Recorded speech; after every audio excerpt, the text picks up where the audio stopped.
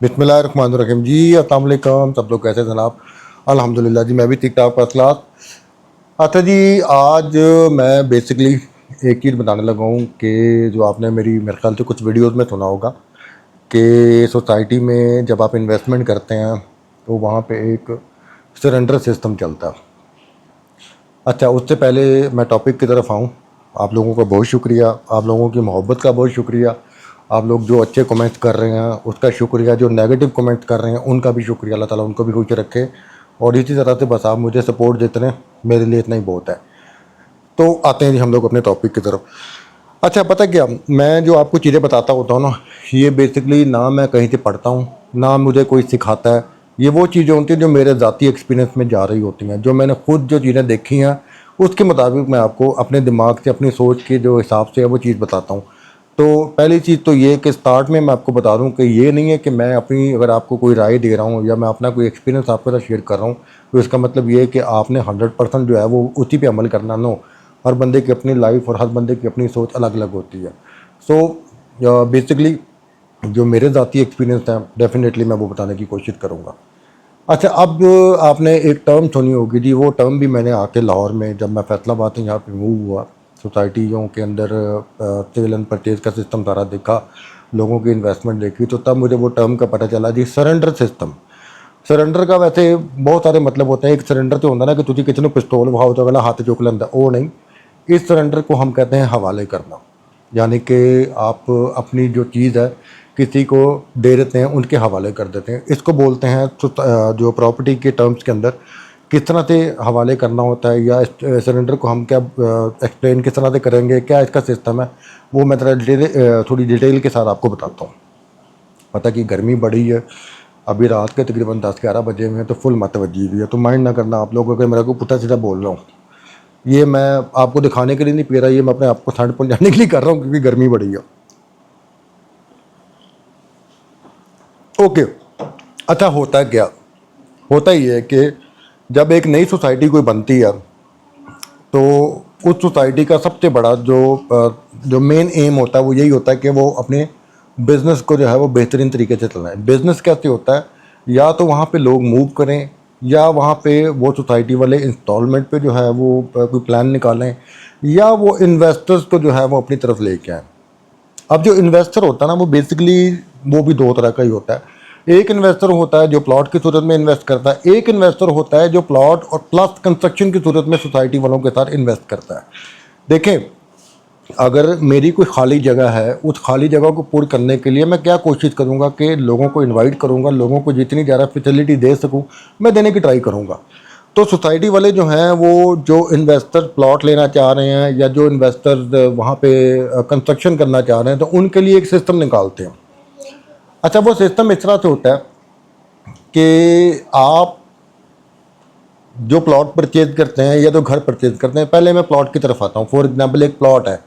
अच्छा, उस प्लॉट की कीमत है कोई 20 लाख, फॉर एग्जांपल, मिसाल के तौर पे 20 लाख पे उसकी इन्वेस्टमेंट है, और आपने उसको इस पर्पज़ से लिया है कि मैं इसको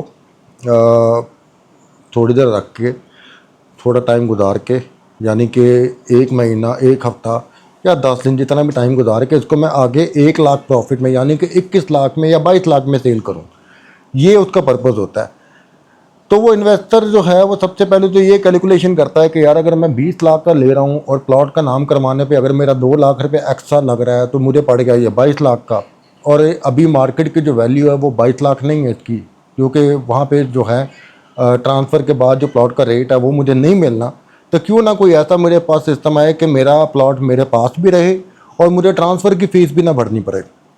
तो उसमें एक सूरत ये होती है कि आप सोसाइटी वालों के पास डायरेक्ट जाते हैं, डायरेक्ट अपने नाम से, अगर तो आप वहाँ पे रजिस्टर्ड हैं, अपने नाम से उस प्लॉट को सरेंडर कर देते हैं। सरेंडर से मुराद ये कि आप उसकी ट्रांसफ़र नहीं लेते, बट अमानत के तौर पे सोसाइटी के पास रखवा लेते हैं। सोसाइटी वाले आपको एक स्लिप देते हैं, जिस स्लिप के ऊपर लिखा होता है कि जी ये प्लॉट प्लान जो है वो इन भाई साहब की मलकियत है।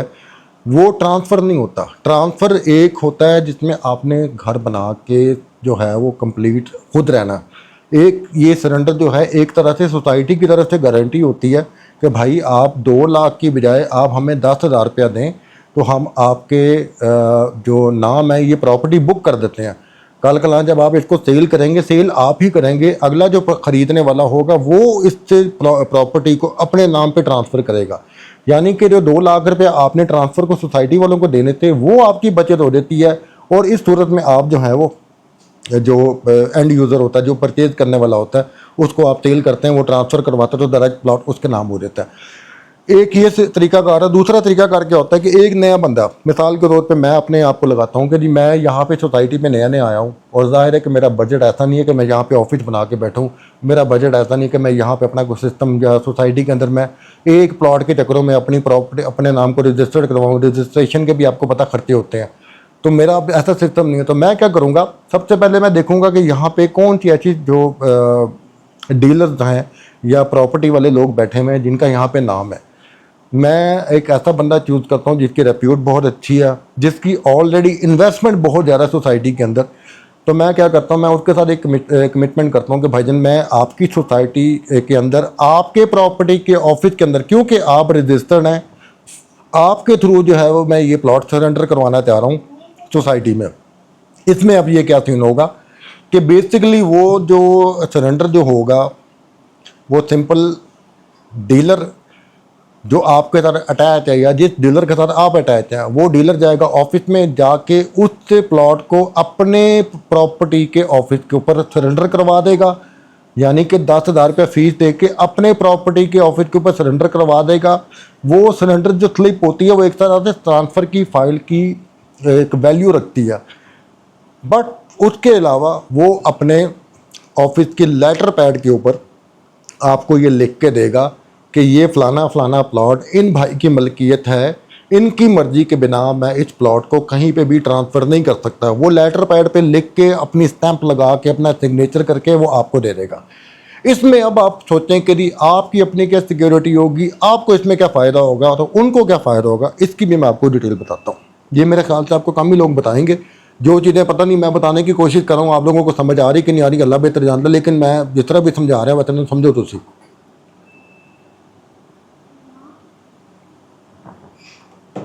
ओके अच्छा, इसमें अब क्या होता है कि एक तो आपने सबसे पहले ये देखना है कि ये जो प्रॉपर्टी का ऑफिस है या ये डीलर है, इसकी रेप्यूट क्या, आया इसने पिछले कुछ टाइम पे फ्रॉड किया कि नहीं किया। सबसे पहले तो आपको ये कंफर्म करना है।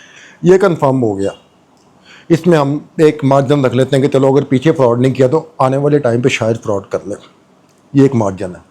दूसरी जो इम्पोर्टेंट चीज़ है वो ये देखने वाली कि इस डीलर की अपनी यहाँ पे प्रॉपर्टी कितनी है। मिसाल के तौर पे एक डीलर रहता है जिसने यहाँ पे सेंटर पार्क के अंदर, मैं एक सेंटर पार्क की एग्जांपल लेता हूँ, बल्कि आपको सेंटर पार्क तो खैर एक वो एलडीए की तरफ आते हैं ना, हम अल हरम की बात करते हैं क्योंकि मैंने सरेंडर का सिस्टम ज़्यादा आपको अल हरम के बारे में बताया। अच्छा, दूसरा ये देखना है कि अल हरम गार्डन के अंदर उसके अपने ज़ाती प्लॉट कितने हैं। वो ये नहीं कि वो मुंह जुबानी बोलेगा, उसका एक रिकॉर्ड होता है, वो बंदा आपको दिखा सकता है कि ये वाले प्लॉट यानी कि 4 प्लॉट या 5 प्लॉट या 6 प्लॉट या 2 प्लॉट उसके ज़ाती हैं। इसका मतलब ये है कि वो बंदा यहाँ पे ऑथेंटिकली यहाँ पे कंफर्म होके बैठा हुआ है, हवाई काम नहीं कर रहा। उसका आपको फ़ायदा ये होगा कि जो आपको वो लेटर पैड के ऊपर लिख के देगा ना कि ये प्लॉट आप जो है वो मतलब फ़लाने बंदे की मलकियत है, मैं इसकी मर्ज़ी के बगैर नहीं सेल कर सकता। उस लेटर पैड की अथॉरिटी बेसिकली ये होगी कि अगर खुदा न खास्ता कल कला अगर वो 2 नंबरी करने की कोशिश करे तो आपके एक प्लॉट के चक्करों में उसके 5 प्लॉट जो हैं वो ब्लॉक हो जाएंगे, उसकी प्रॉपर्टी वहाँ पे सीज हो जाएगी, उस सोसाइटी में सीज हो जाएगी।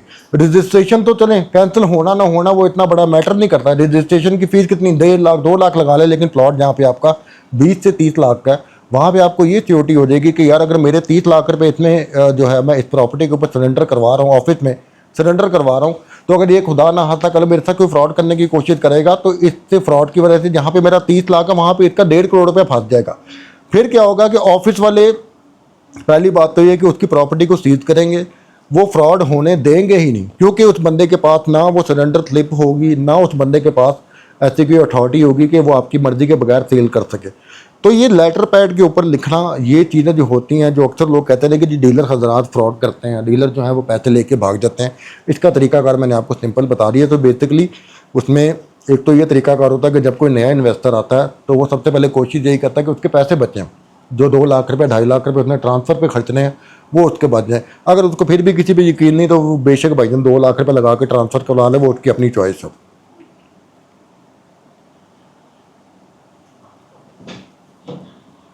तो एक तो तरीकाकार ये हो गया। अच्छा, कुछ लोग ऐसे भी हैं, मैं उन्हें पर्सनली जानता हूँ, वो मुझे 100% यकीन है कि आप नहीं यकीन मानेंगे, लेकिन मैं आपको हकीकतन बता रहा हूँ कि कुछ लोग मैंने यहाँ पे ऐसे भी देखे हैं जिन्होंने घर लिया, घर का 70 लाख रुपये 80 लाख रुपये 90 लाख रुपये करोड़ रुपया पे किया, लेकिन उनके पास फ़िलहाल ट्रांसफ़र के पैसे नहीं हो रहे। तो वो डीलर के साथ जो है वो एक कमिटमेंट करते हैं कि भाई आप हमें ना 3 महीने के लिए 4 महीने के लिए इस घर को आप अपने प्रॉपर्टी के ऑफिस में 10,000 20,000 30,000 रुपये लगा के इसको सरेंडर करवा लो। जैसे हमारे पास ट्रांसफ़र के पैसे आएंगे हम आपको जो है वो आपसे मतलब जो वो ट्रांसफ़र करवा लेंगे। उतनी देर तक वो बगैर ट्रांसफ़र किए सरेंडर स्लिप के थ्रू भी बैठ जाते हैं। अब आप ये सोच रहे होंगे कि डीलर को इसका क्या फ़ायदा। भाईजान डीलर को जितना इसका फ़ायदा ना मैं आपको बताता हूँ कैसे। डीलर इतने अच्छे नहीं हैं कि वो मुंह उठा के आपको कहेंगे ठीक है पाइट तुम साढ़े से सरेंडर करा दो अति कोई खाता खोले है। नो, बेसिकली क्या होता है कि जब वो उसकी प्रॉपर्टी के ऊपर सरेंडर हो जाता है, मिसाल के तौर पे अगर 10,000 रुपये दे के उसकी प्रॉपर्टी के ऊपर सरेंडर हो गया, जब वो घर ट्रांसफ़र होगा किसी बंदे के नाम पे, तो डीलर को कंपनी यानी कि सोसाइटी वाले 10 से 20,000 रुपये रिबेट देते हैं, यानी कि उसको एक तरह से प्रॉफिट देते हैं, उसको एक तरह से शाबाशी देते हैं कि यार तूने हमारे लिए इतना कुछ किया। तो डीलर बेसिकली आपकी सरेंडर स्लिप के ऊपर भी पैसा कमा रहा होता है, उसका लालच इसलिए होता है।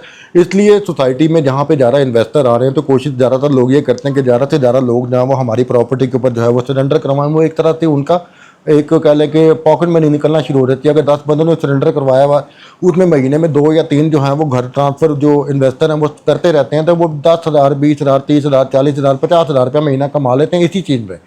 तो ये बेसिकली सारी गेम है सरेंडर की। और मेरे ख्याल से आपको ये चीज़ क्लियर होगी कि सरेंडर बेसिकली जो है ना फ्रॉड नहीं है। मैं अगर अपनी बात करूं तो जो अभी 6 नंबर मेरा डी ब्लॉक का घर है वो मैं तैयार करवा रहा हूं, जो बंदे तैयार कर रहे हैं वो भी सरेंडर है। हमने जो एक और डी ब्लॉक में प्लॉट लिया अलहरम की बात कर रहा हूँ वो भी सरेंडर है। अब जब वो हमने घर सेल करना है तो हमने क्या करना है कि जिस प्रॉपर्टी के ऊपर हमने वो सरेंडर करवाया हुआ हमने उन बंदों के पास जाना है। हमने कहना है कि भाईजान ये घर जो है वो सेल होने के लिए एक पार्टी आ गई है, वो परचेज़ कर रही है, उनके नाम पे ट्रांसफ़र करना है। तो ऑफिस वाला उठ के जो है वो आपके साथ जाके वहाँ पे ट्रांसफ़र दे सकता है।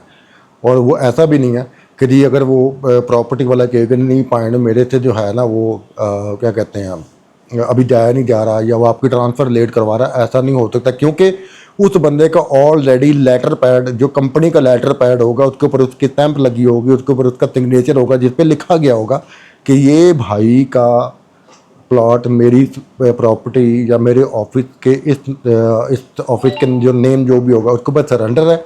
और बेचना ख़रीदना या बेचने का जो भी मामला होंगे वो इनकी मर्ज़ी से होंगे। तो सोसाइटी वाले आपको इतना बहुत तो जो है वो मार्जिन दे देते हैं कि अगर वो बंदा नहीं आना चाह रहा, अगर वो बंदा किसी तरह आपको डिले कर रहा है, आप सोसाइटी के ऑफिस में जाएं, वो उसी टाइम आपका मसला हल कर देते हैं। तो मेरे ख्याल से सरेंडर का सिस्टम आपको समझ आ गया होगा। ये बेसिकली फ़ायदा उन लोगों को देता है जिन लोगों ने इन्वेस्टमेंट करनी हो।